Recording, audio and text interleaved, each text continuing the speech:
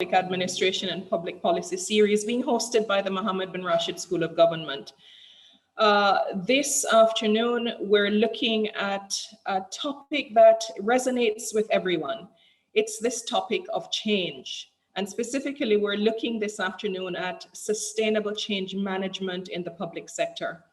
So on behalf of all my colleagues and the management and staff at Mohammed bin Rashid School of Government, I just want to thank you for tuning in to us this evening. For the next 40 minutes or so, we're going to look at this topic of change management and specifically sustainable change management. What does that mean for us as a society? What does that mean for us as we work as public servants?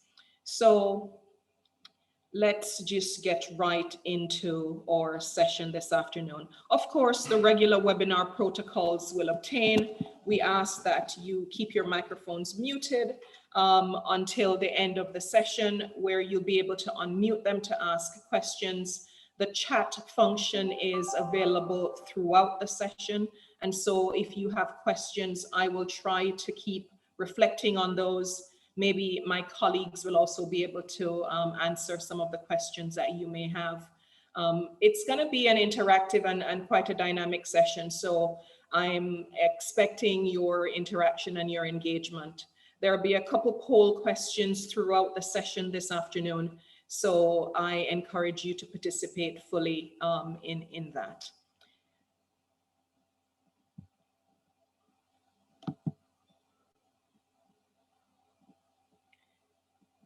How many of you have been on an airplane and you've heard this statement? Ladies and gentlemen, this is your captain speaking.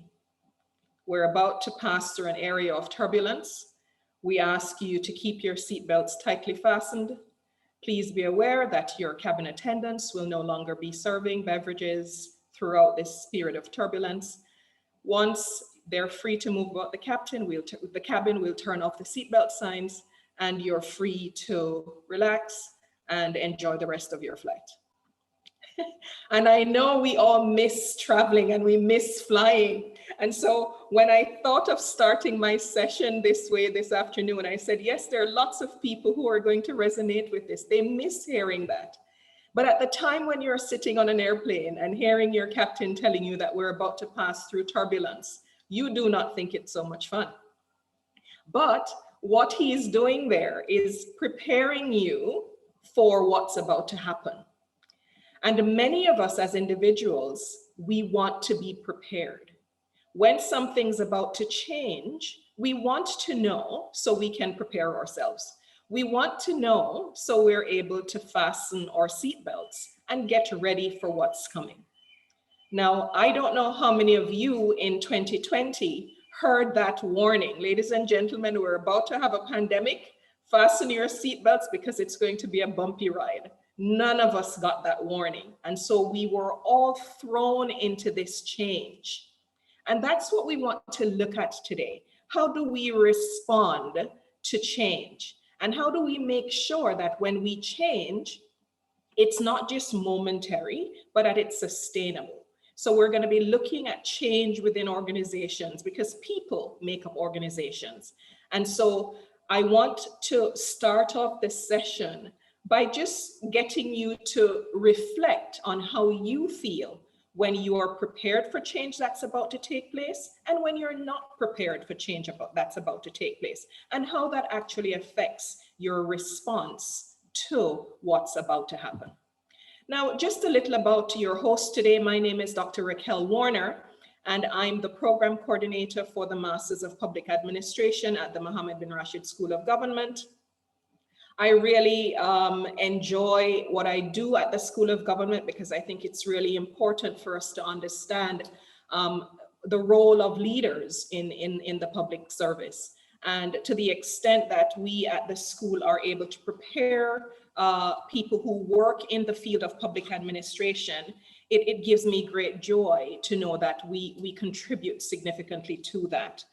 I'm a career educator with over 25 years, closer to 30 years now, experience in the education space. I'm really passionate about education. That's the only thing I've done all my life, and I think that will take me to my grave.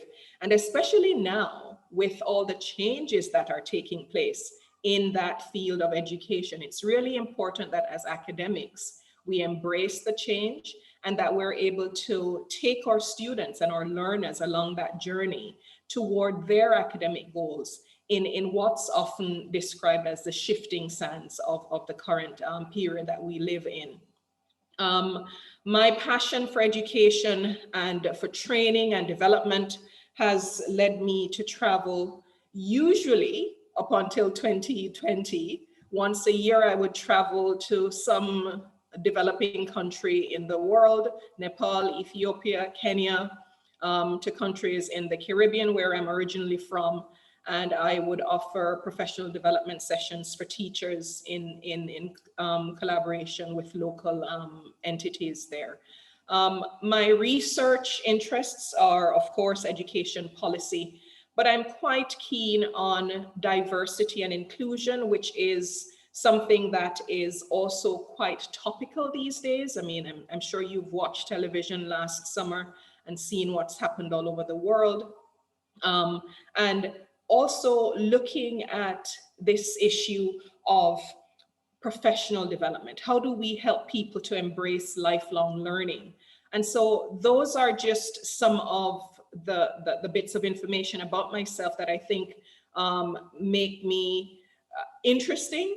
And so I'm sure as you listen to the session today, you will see some of this experience that I've just spoken about coming out in the way I conduct the session. At heart, I'm a teacher. And so that's what I love to do. Now, Sheikh Mohammed bin Rashid Al Maktoum, he is the patron for our school.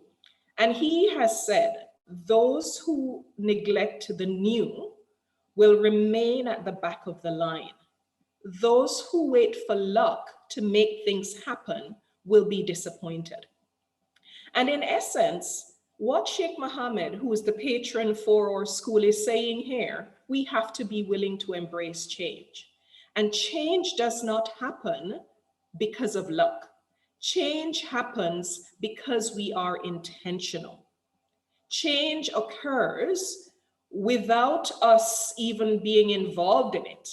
As you're aware, with COVID-19, the pandemic happened to us, but how we responded to that was not because of how lucky we were, but it was because we were willing to survive. We decided we were going to make it through this period of change, whatever it took to adjust our lifestyles, ordering things online, not being able to go out the way we used to.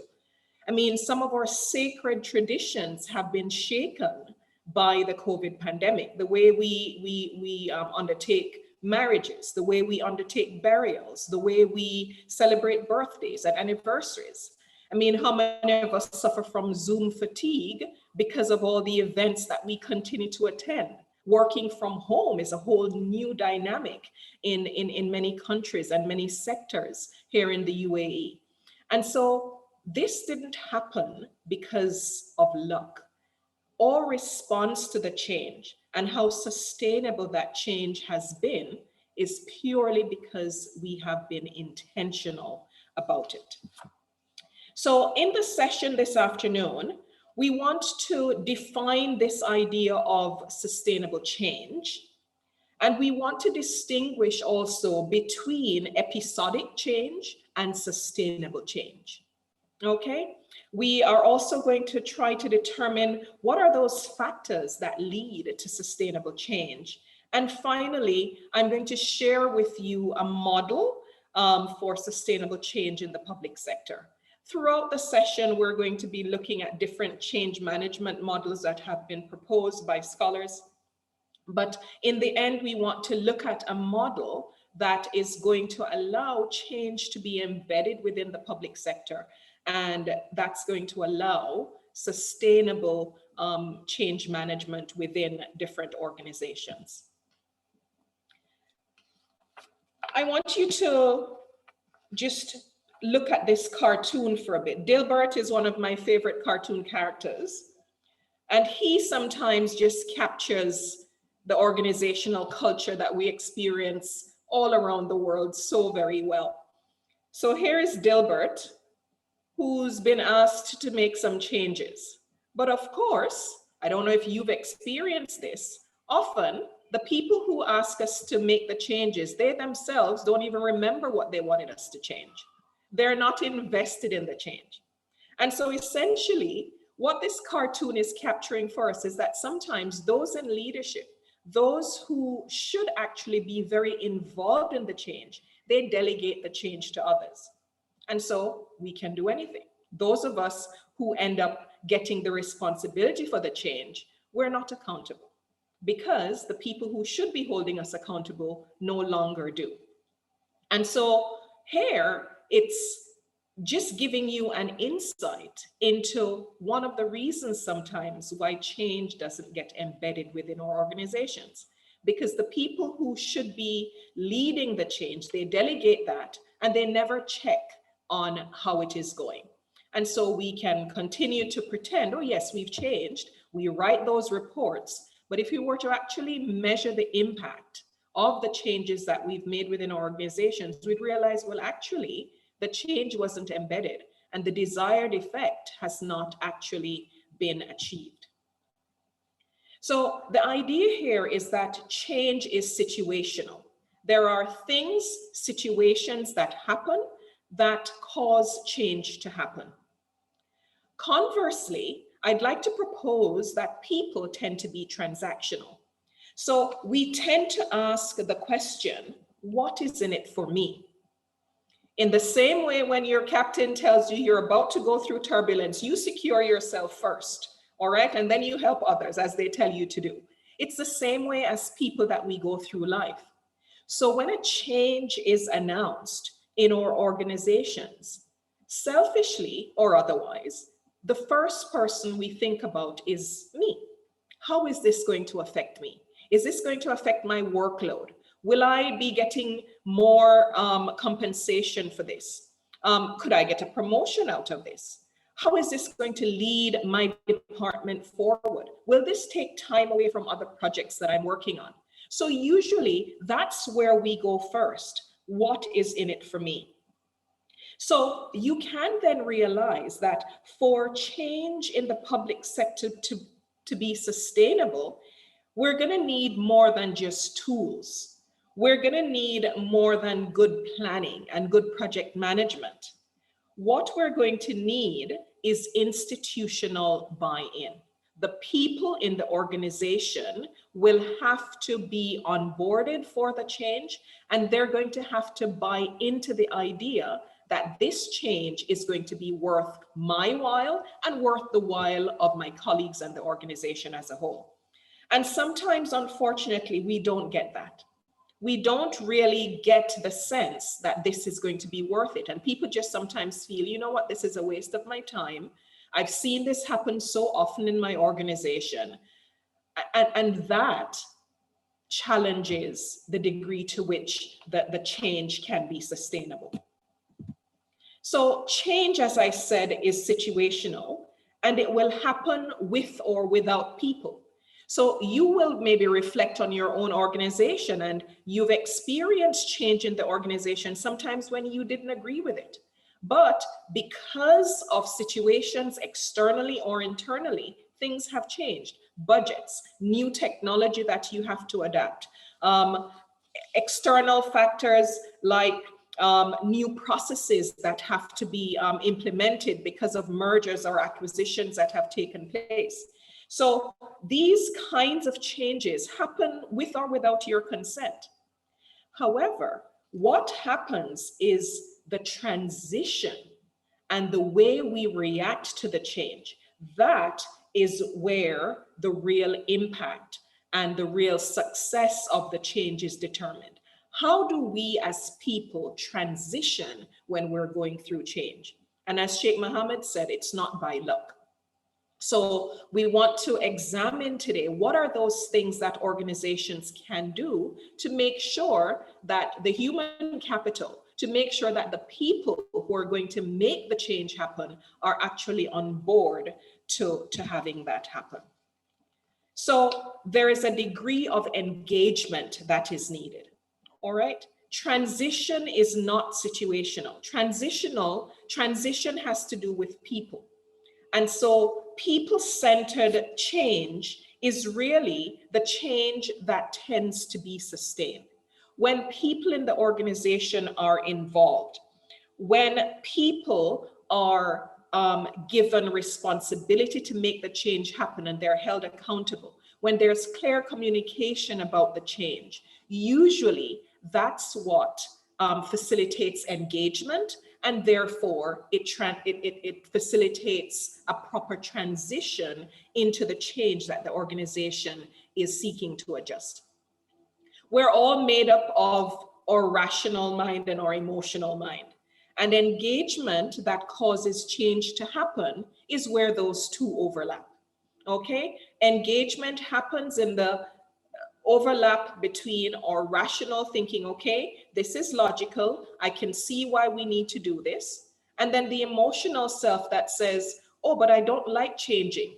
There's uncertainty here. How am I going to do this? I don't feel equipped. I don't have the resources, and the panic that sets in. If we're able to strike a good balance between those two, of the rational self and the emotional self, then that's where we tend to get the engagement. And engagement is very, very critical in making sure that we experience sustainable change in our organization. So let's just examine for a bit the different typologies of change management. And as I describe these, you may find, I can recognize that, or you may think, oh, well, that's not what we have, or that's not what I've experienced in my organization. I see Huda says here, we need to convince people to make the change, and that is so correct. We have to get buy-in. There has to be institutional buy-in from the employees, institutional buy-in from the leaders, because sometimes the change initiative comes from outside the organization. So everyone in the organization needs to understand the change. They need to be convinced and persuaded of the importance of this change and where it's going to take the organization in order for us to get that real engagement and then position the change in a way so that it can be embedded. So just looking at the typologies of change, there are three typologies that I'm going to go through with you. The first one is top-down change management. Now, this is based on the assumption that if the managers or the leaders within the organization plan the change, it can be executed smoothly. Now, the only obstacle from this typology of change is when they meet resistance from the employees. And so focusing on changing the culture of an organization or the way that we do things tends to be a top-down kind of change management model.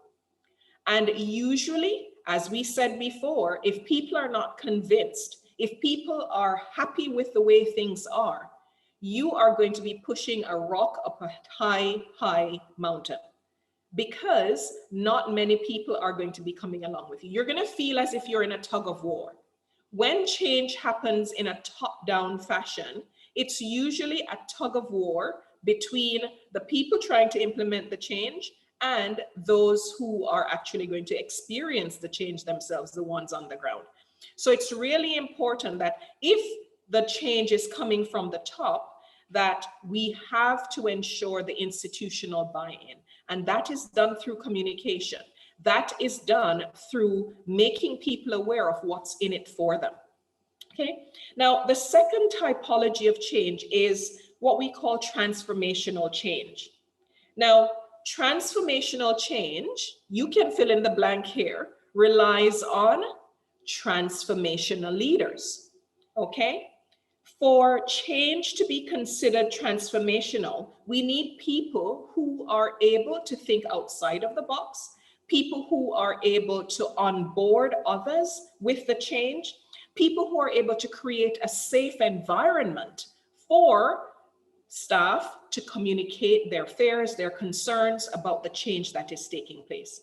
So a transformational leader, as many of you perhaps are aware, creates that safe place for others, to themselves develop as leaders, but also for change to take place. And then the third typology of change is strategic change.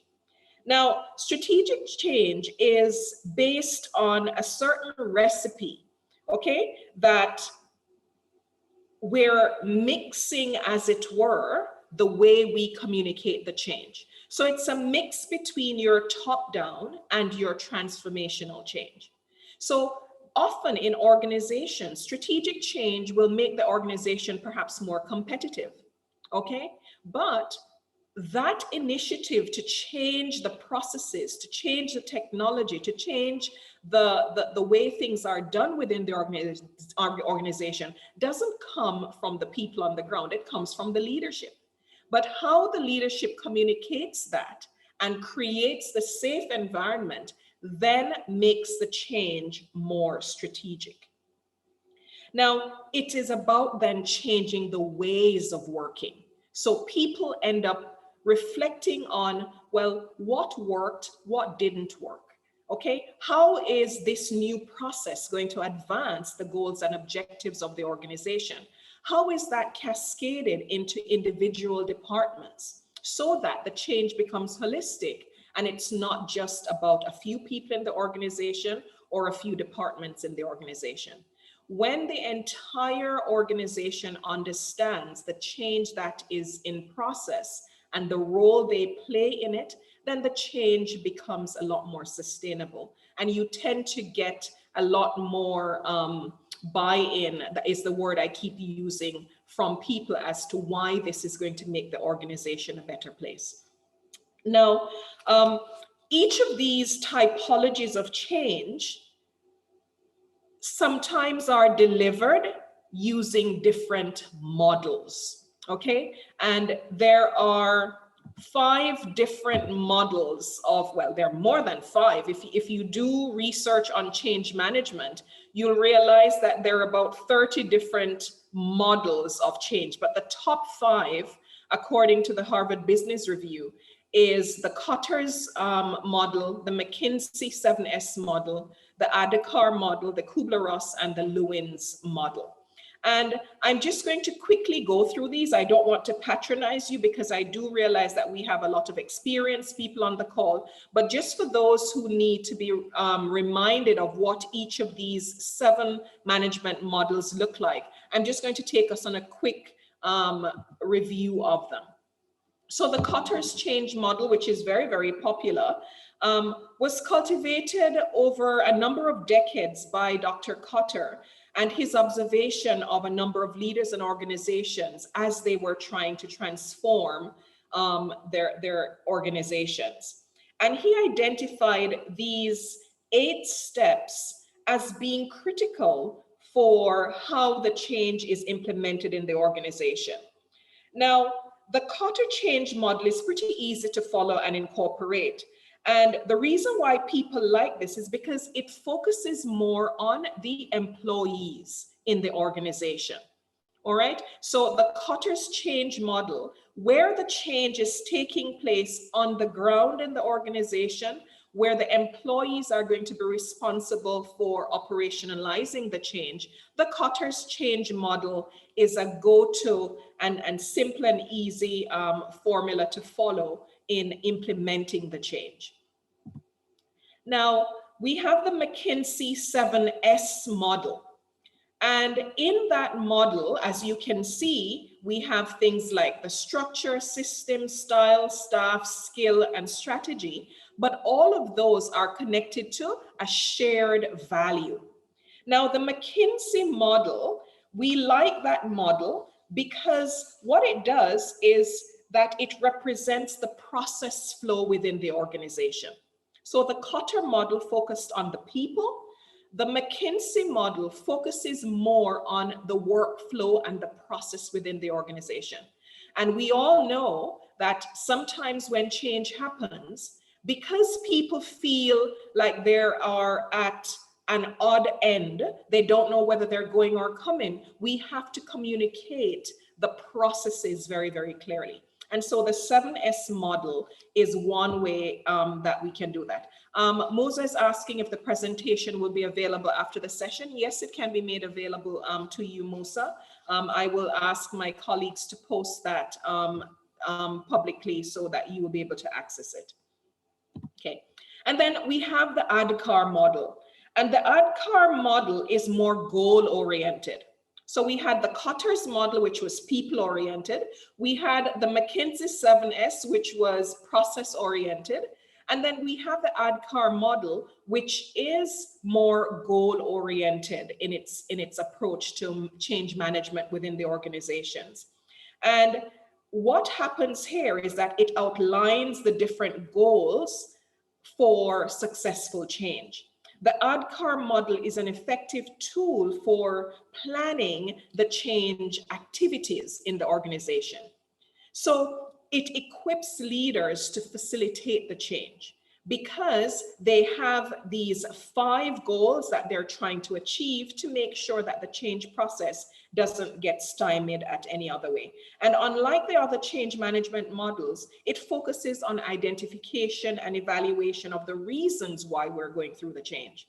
Okay, often in organizations, people announce changes and we're not sure why it's happening. So we're being carried along. The ADKAR model precludes that from happening. So everyone understands the reasons for the change, but it also allows you to evaluate why it's working and why it's not working. So you're able to go back to the drawing board and do things differently in order to get the outcomes that you're looking for. The Kubler-Ross model for change tends to be used by organizations sometimes, but it's really more related to personal change. And we talk about change that happened to us during COVID, right? And if you look at the Kubler-Ross curve, what you will notice are these different stages that we go through as human beings when we are dealing with change. And as I said before, because people make up organizations, we have to understand how people are responding to the change that's taking place. When the status quo in the organization starts to shift, whether for better or worse, people go through these stages of denial, frustration, we get really depressed, we're not sure what to do. Then we start to climb out of that valley of defeat and we start to experiment and engage with the change that's being implemented. We start making decisions and then we integrate the changes. All right, so the Kubler-Ross process for change or model for change is often more employee oriented. It's more people oriented than the other change models. And then most of you, perhaps if you've studied any business, would have met the Lewin change model, which talks about the unfreezing, the changing, and then the refreezing. Now, the Lewin's model is very popular because organizations tend to suffer from what we call inertia. All right? Organizations pride themselves on their past successes. So we have done this really well before. Our institution is known for X or Y. There's no need to change it. But guess what? There are external factors that are causing you to have to change. And so sometimes we have to unfreeze those things that we've become used to. We have to unfreeze the status quo, implement the change, and then embed them by refreezing them.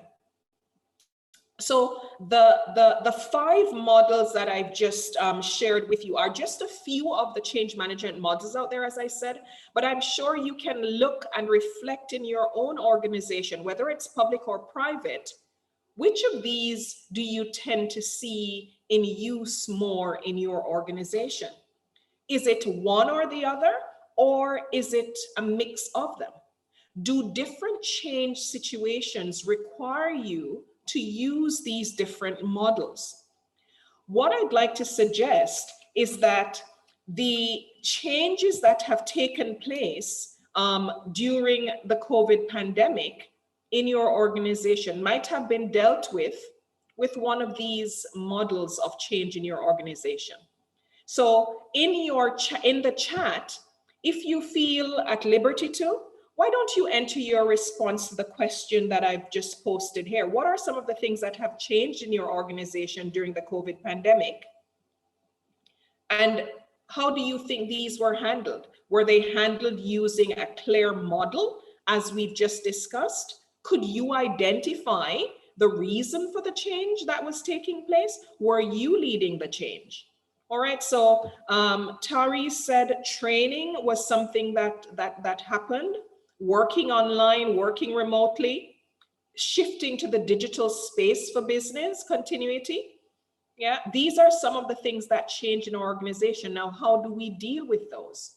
Workflows and policies had to change very rapidly. Who were the people doing that?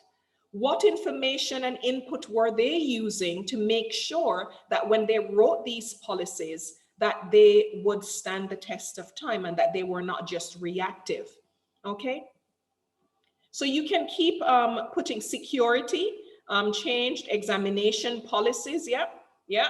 Having to do exams online was a huge issue in the education space, where we had to suddenly adapt to proctoring online. How do you change that? How do you respond to that so quickly? And that's going to now become part of our lives going forward for the foreseeable future. So when we have to react to these changes, the question is, were they responded to in a way that had the buy-in from everybody, or were we just on a conveyor belt being carried forward? And as soon as we can do this differently, we're going to go back to the old ways that we used to do things. I have some bad news for you. Unfortunately, I don't think we're ever going to go back to the old ways of anything. This pandemic has redefined everything that we ever understood about work and life. So I think the changes are going to be sustainable, whether we want them or not, or they're going to be sustained. Now, what I want to do here, as your Mohammed said, the cultural change, not being able to shake hands and so on. Right now, sometimes we have these changes that take place in our organizations, and they may perhaps be handled very well. And if we look around the UAE, there have been some really good examples about how the changes that resulted from the COVID pandemic were handled. For example, the passing of the law that enforced working from home, or when institutions had to switch to remote learning, the process that the Ministry of Education went through to make sure that the quality of education didn't decline. Or the way delivery companies responded. Many supermarket chains, through their logistics, had to change in order to start delivering to customers. So there were a lot of good things and good examples around the UAE, and perhaps in other countries as well, about how these changes that were externally influenced resulted in proper processes and proper change models being implemented and embedded within the organization to make sure that there was that continuity. But unfortunately, as you see in this slide, sometimes there are major obstacles during organizational change. And the highest or the biggest obstacle is employee resistance. Okay, and this data is from 2018. But I don't doubt that it is perhaps the same. This information came from the Harvard Business Review when they looked at 500 Fortune 500 companies who were trying to change or had been through processes of change, and they captured this, this data. So employee resistance tends to be the biggest. Communication breakdown. Communicate, communicate, communicate. For change to be embedded and sustained, there has to be open communication about it. People need to know everything about the change. And there are times when there are some proprietary information that only certain people in the organization can have. It's important that we let people know. Okay, so saying nothing because, oh, I can't tell you how it's gonna end up is not good enough. It's important to say, look, There are bits of information that are sensitive to the organization, that are about our competitiveness, that can't be shared with everyone. However, to the extent that we are able to, we will share as much information with you, and do it. Don't just say, oh, we'll send a memo about it, or we'll send an email, and then it's only through corridor conversations that you hear what's going on. So the breakdown of communication in organizations can sometimes result in the change not being embedded or not being sustained in the organization. Training, somebody mentioned in the group chat that one of the things that changed in their organization because of COVID-19 was training. Now, interestingly, 44% of change in organizations don't take place because there is no adequate training. Now, you can understand that if the processes in your organization are going to change, if we're going to switch to online technologies or digital technologies for doing things in our organization, certainly those people who are on the coal face need to know how to do that. And so often institutions don't spend the right amount of money, or they don't allocate the right budget to training in order to support the change that is taking place. Staff turnover during transitions. I know lots of people became redundant during COVID-19, and suddenly organizations were shrinking. Organizations were being merged during COVID-19, and suddenly some positions were not needed anymore. How did we handle that? So staff turnover during the transition is sometimes a major obstacle. Now, what I find interesting about this data, however, is that cost, the budget, was the least reason for the least obstacle for change. And so what this says to me, and I don't know if you draw the same conclusion, is that it's not about the money. Yes, we do need the right budget to facilitate change, to make the change sustainable, but that's the least obstacle. The biggest obstacle will be the people. People can make or break the change. So you could pour as much money as you want into it. If you do not have the people on board, my friends, unfortunately, the change will not be sustainable. And what you will have then is this thing that we call episodic change. What I'm going to do now is just go through a distinction between episodic change and sustainable change. Fatima, I see your hand is raised. May I just ask you to post your comment in the chat? Because in the interest of time, I don't want to stop to start discussing this, because I know everybody has some burning contribution to make. So if you don't mind posting it in the chat, and then once we get to the end of the session, we can perhaps pick up on the point that you are going to make. So I'm looking for Fatima to post her comment in the chat. And once I'm through with the presentation, maybe in another 10 minutes or so, we can pick up on what she said. So we're going to put that in what I call my parking lot, which is the chat box. Right. So let's now get into this distinction between episodic change and sustainable change. Episodic change, as described by Weck and Quinn, is infrequent, it's discontinuous, but it's often intentional. All right. Now, episodic change is sometimes the program of the month. Okay, so this is a real good idea. Every organization is doing it. Let's do it. I don't know how many of you have perhaps had a season in your organization where we're changing all the furniture because we're making them ergonomically dynamic so that we're taking care of our staff. And people are like, well, what's wrong with my old comfy sliding chair? I like that better. But suddenly you come into the office and the whole furnishing has changed. Or maybe it might be this solution that some bestseller has said that, oh, we need to have appraisals 3 times a year. And oh yes, suddenly we start doing that. So episodic change tends to be change that is not necessarily consistent, and it tends to happen at quick bursts within the organization. Now, don't get me wrong. there is inherently nothing wrong with episodic change, okay, if it is handled better. Right. But what I'm proposing this afternoon is that episodic change does not need the entire organization. Okay. It sometimes is just a quick fix solution to getting through a period within the institution. And then we go back to the way we did things. All right.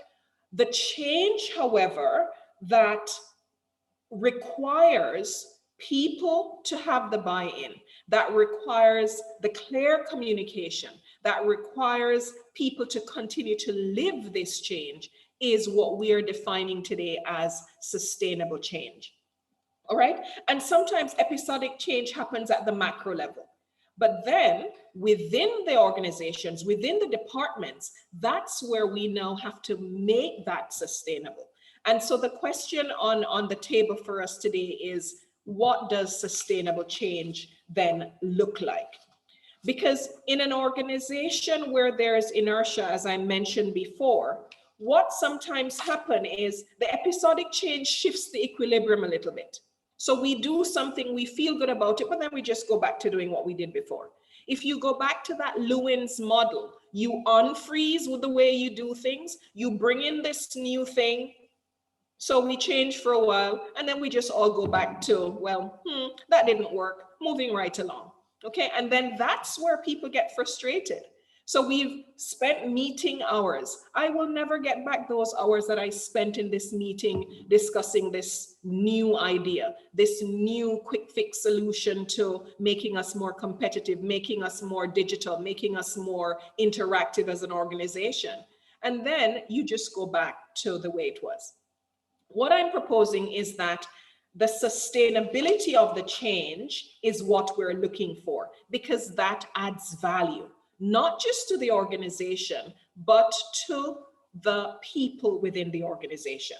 So an organizational culture then changes because sustainable change gets embedded. And the only way we're going to see sustainable change take place in our public sector organizations is if there is this readiness, okay? The leadership all the way down to the lowest level of or classification of workers in the organization have to be ready for the change. It's a whole organizational move. It's not just something that happens at the top or among the people who are implementing the change. So I'm suggesting that sustainable change is about capacity building.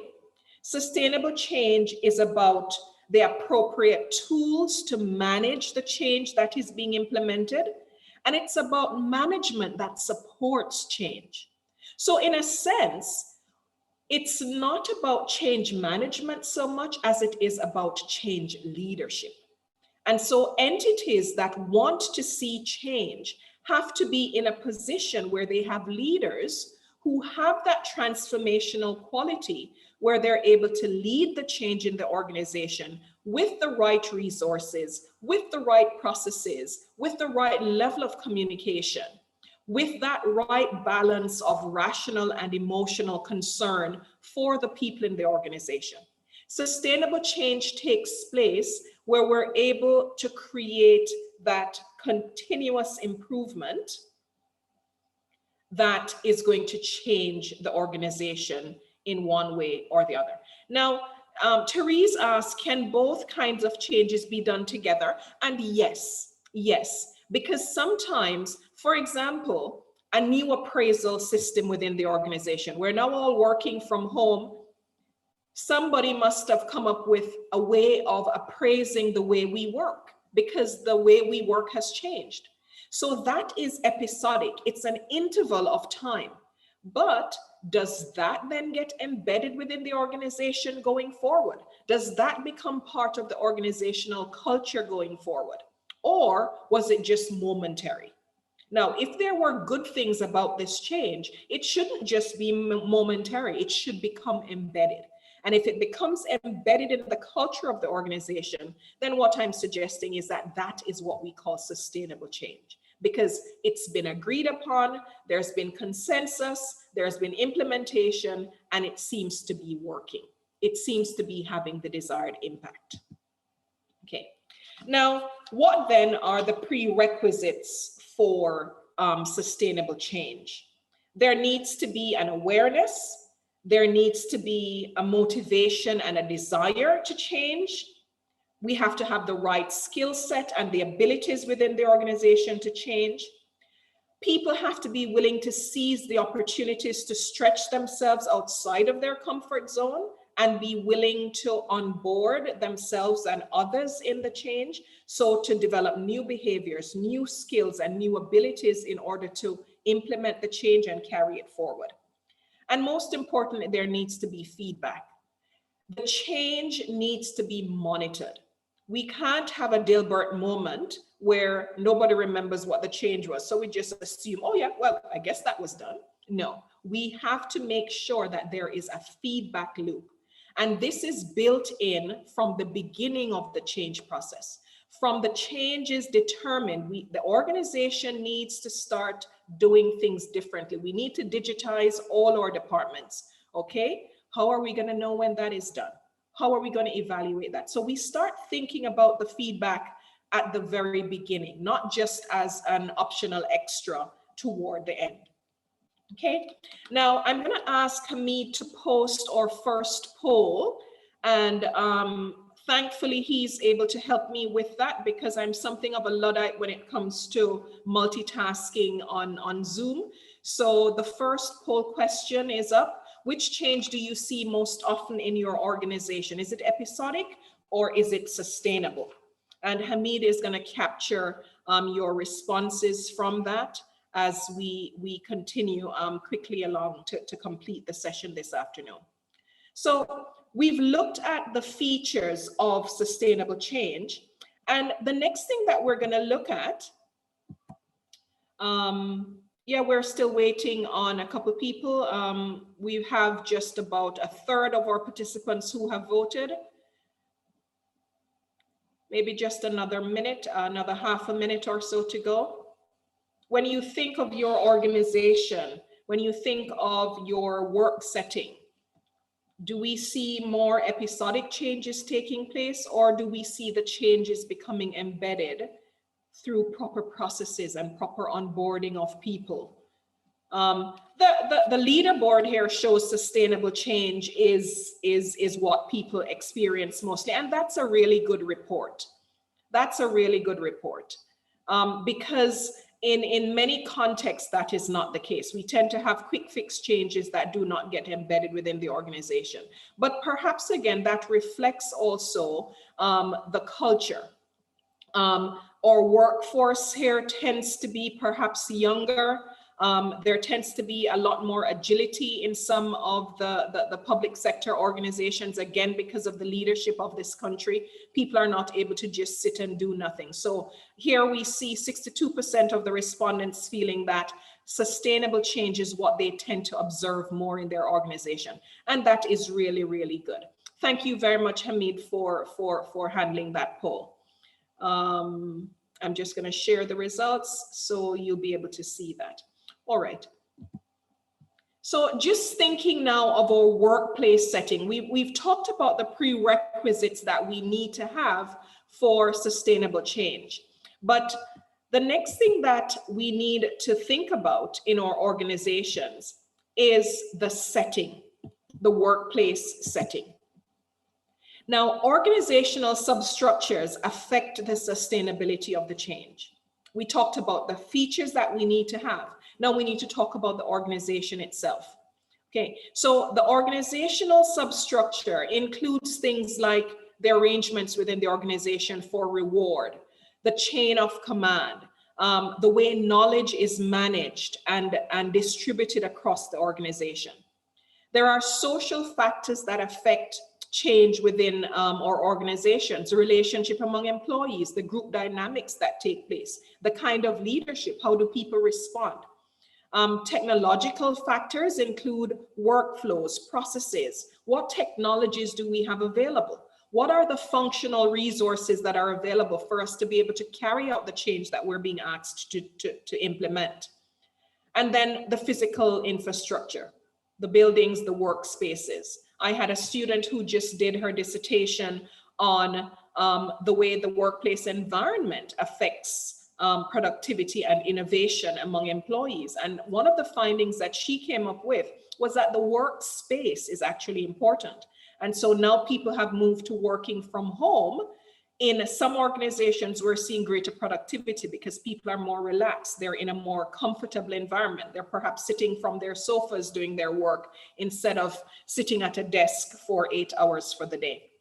So yes, there is this idea that our subsystems within our workplaces can actually impact the way we do sustainable change, the effect that the change and the impact that the change is going to have within our organizations. Now, I'm just going to ask you to take this other quick poll for us again, to reflect in your own organizations and which of the workplace setting dynamics do you think impacts change the most? Is it the reward systems? Is it the social factors? Is it the technological factors or the physical infrastructure? So we have a couple minutes on that poll.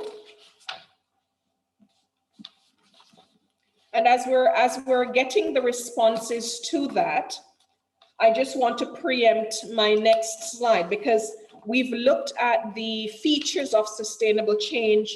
We've looked at the setting within the organization that would facilitate sustainable change. And so what I want to end the session with this afternoon is a framework. We all like frameworks. We all like to know how things are going to work. So I want to just quickly share with you a framework and then the phases that organizations go through when we're looking at making sure that changes are sustainable within our public sector entities with which we work. All right, so our poll here is saying organizational arrangements. And just to remind you what those are, those have to do with the reward system, the chain of command within the organization, the way knowledge is managed and transferred within the organization. So people tend to think that this is the most likely to impact the degree to which change in their organizations are sustainable. That's very good. Thank you very much for that.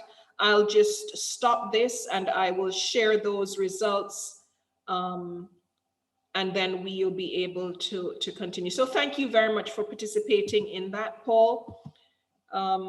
So the framework for change management, for sustainable change management within the public sector. Now you'll see here that there are two distinct phases in the process of making change sustainable within the public sector. And in the first section, we have creating the momentum for change. And this happens through advocacy, again, communicating about the change that needs to take place, and then through visioning. The UAE has been successful as a nation because of the vision of our founding father, the vision of the rulers who lead this country. Organizations will only be successful in their change if they can have the vision and share that, okay? And then creating momentum also includes empowering people within the organization and voicing, articulating very clearly, communicating very clearly how you see the change happening within the organization. So that creates the momentum. Now, additionally, in that first phase in managing the environment for change is the analysis of the change context. Who's going to win and who's going to lose here? Okay, what are the policy issues that this change will affect? How are we going to collect data to measure and manage the change? And how are we going to make sure that we have evidence-based responses to where the change needs to be tweaked a little, where it needs to be adjusted in order to make sure that we have the right response? And then the second phase is the executing. All right, so it's putting the things that we engineered in the environment into place. So facilitating the change through building coalition, through having people who are champions of the change within our organization, determining the methods that we're going to use. Which of the change management models are we going to focus on? Are we going to use ones that are people-centric or ones that are more process-centric or goal-oriented? And then, of course, as we said before, communicating the change. All right, having those meetings, the two-way communication, getting feedback, disseminating the information within the organization.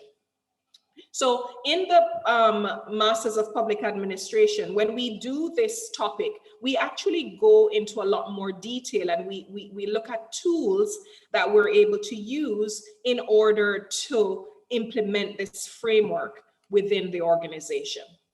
And then, of course, we have the phases of the change.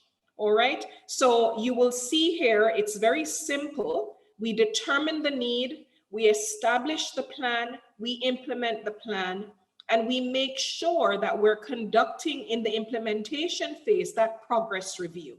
There are frequent updates to make sure that we're on track, and then we sustain the results. We look at what has worked, we look at the skills that have been built, we reposit those skills within the organization, we share that knowledge that we've gained, we reallocate positions based on how the changes are being implemented within the organization, and we make sure that we sustain the results.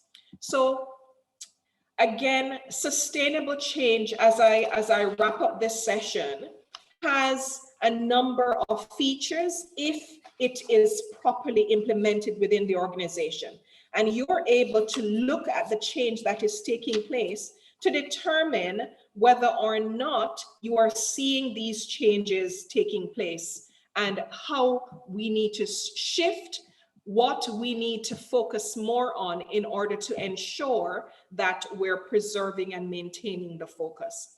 Of these features, I would suggest that evaluation, documenting the process is perhaps where we tend to fall down in the public sector a lot. We often don't capture information, so we don't know how to evaluate it except anecdotally. So I would suggest that in your organizations, if you're about sustainable change development, that we're able to document the entire process. So I would just like to close the session today by looking at this. I call this my change management crib sheet, where we have vision, where we have skills, where we have incentives, resources, and a clear action plan, or change is going to be successful. You will note if we don't have an action plan, we're going to have false starts. If we don't have the right resources, what we're going to have is frustration among the employees. If we don't have the right incentives, what we're going to get is resistance. Where we lack the desired skills, we're going to have anxiety. And where there is no vision, what you're going to have is abject confusion. And people will have no idea whether they're going forward or going backwards. So when we're trying to make sure that change is sustainable, it's really critical that we have the right mix of these 5 elements within the organization and a framework within which to embed that. So I want to challenge you to all be agents of sustainable change in your organizations. Sustainable change is tangible and it's measurable, and it adds value to our organizations. And to the extent that we have the agility to do the changes, to make the changes, then it's the extent to which as public servants, we're responsive to the public whom we serve. So I want to take this opportunity to thank you for the time that you spent with me this afternoon. I want to remind you as well that this is not the last in the series. I've just put on the screen, tomorrow we have our session in Arabic by Dr. Youssef Al-Ghalini. And he will be looking at further insights into public administration. And that session is at the same time, 4 to 5 p.m., and it's going to be conducted in Arabic. At the School of Government, as my colleagues before me have shared with you, we do have 4 degree programs: the Masters of Public Administration, the Masters of Innovation Management, and Masters of Public Policy, and the Executive Masters, which is our EMPA. And what happens on those programs is that a lot of the content that we shared over the last 3 days, and what Dr. Youssef will share tomorrow, these are topics that we cover within our own different modules. And so it's really, really good, if you're interested in any of these programs, that you leave your contact information, that you pose your questions in the chat, and my colleagues will be able to answer those questions. Our spring semester will start in another week, but you are welcome to register for the semester or for future semesters with us. At MBRSG, the program adds value, and we have graduates who have told us how important it was for them to have studied on our programs. And I just want to share with you something that one of our graduates said. So if you'll just indulge me for a bit and listen to what Nora had to say. Let me just go back. This is Noa Bawazir, a graduate from Mohammed bin Rashid School of Government with a Master's in Public Administration. I chose this program because when I was checking the curriculum, I realized that this program was literally made for me.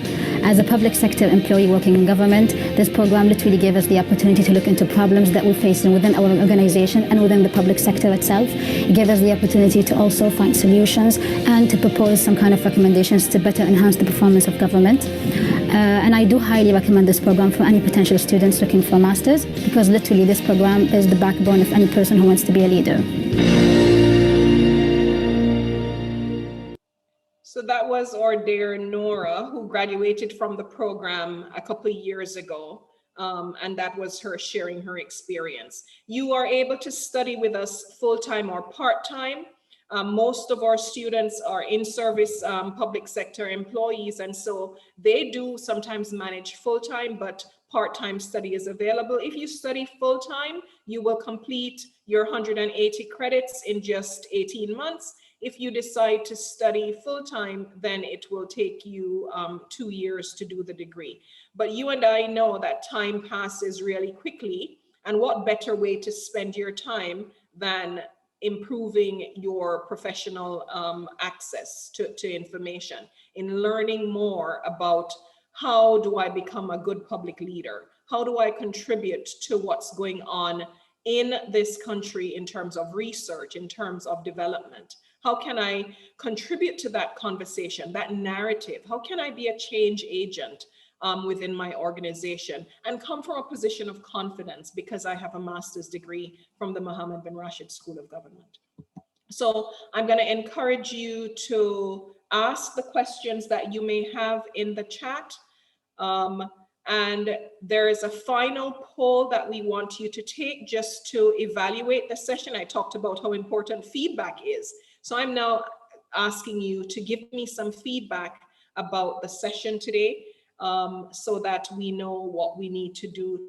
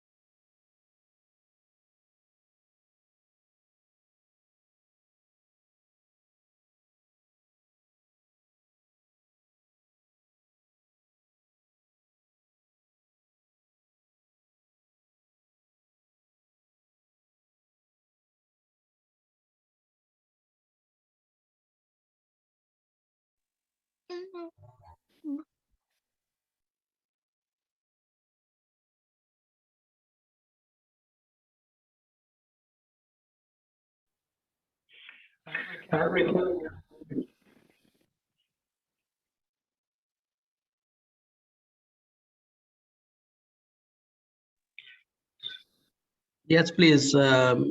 Participants, you can unmute your mic if you want to ask a question.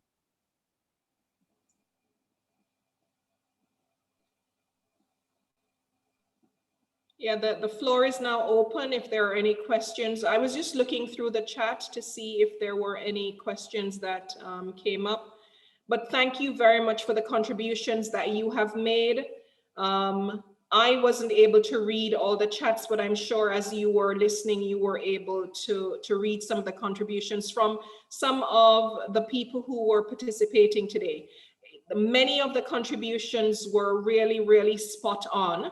And it shows that you do have experience in change. And from that poll we did about, what do you categorize the change in your organizations as being, where many said it was sustainable.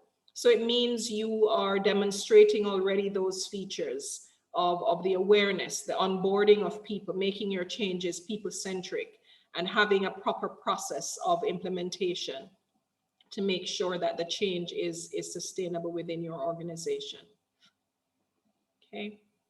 Yes, I will make the slides available. And I again want to just thank you very much for your time and to remind you to join us tomorrow afternoon for the final session in the series, which will be in Arabic and facilitated by Dr. Youssef Al-Galini.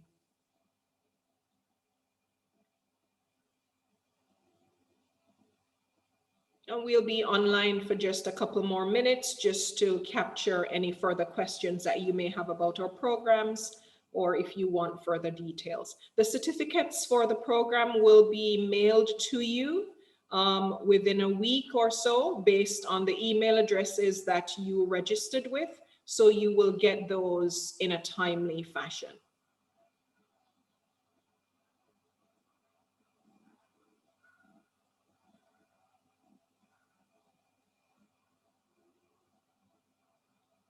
I've just posted here some contact information in case you want to follow up for more information about the topic, or if you want admission information, I've posted the email address and phone number for our admissions manager. Of course, the university website is always available with more details about all 4 of our programs that we offer.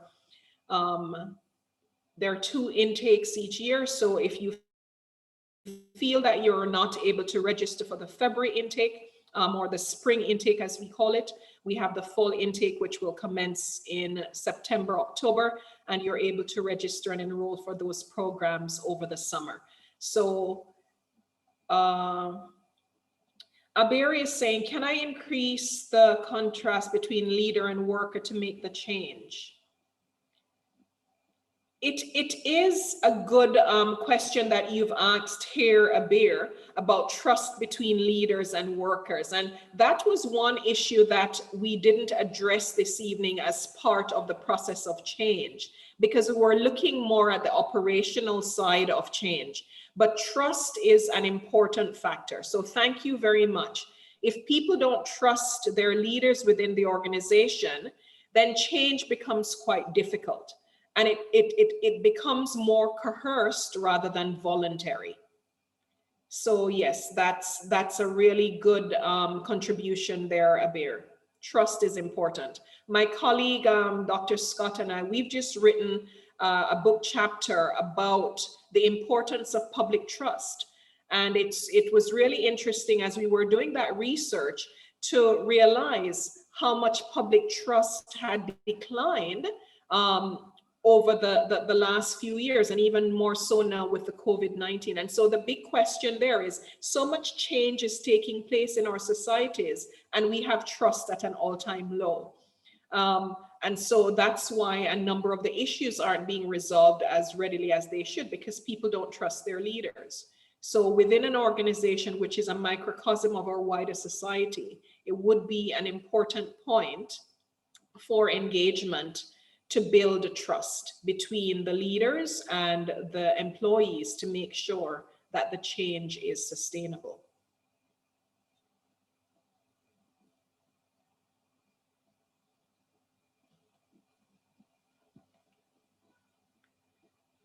All right, I seem to think the chat has pretty much screeched to a halt.